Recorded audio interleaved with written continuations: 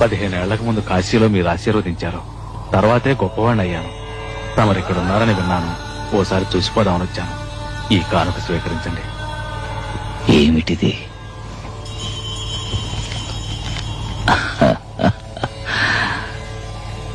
దీనివల్ల ఈ జడానికి ఏం ఉపయోగం? సర్వం తెలిసిన మీకు నేను చెప్పాలా? ఈ లోకంలో ధనం లేకుండా జీవించడం కష్టం అండి. ధనం మూలం ఇదం జగత్తు కదా. ఇప్పుడు నీకేం కావాలి? మీ ఆశీర్వాదం వల్ల నా ఆశలు నెరవేరినాయి. కానీ జీవితంలో నాకు మనశ్శాంతి లేదు.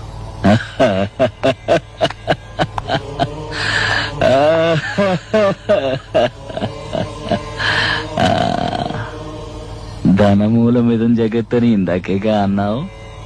శాంతిని కొనుక్కో. ధనమంతా నీ దగ్గరే ఉంటే మనశ్శాంతి ఎలా ఉంటుంది?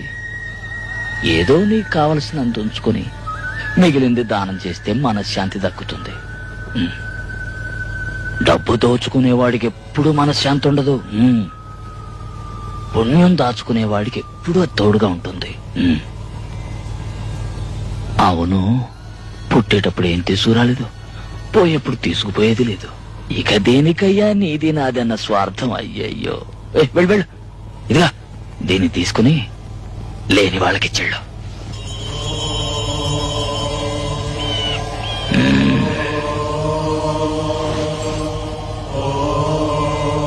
ఎందుకొచ్చారు? స్వామినా?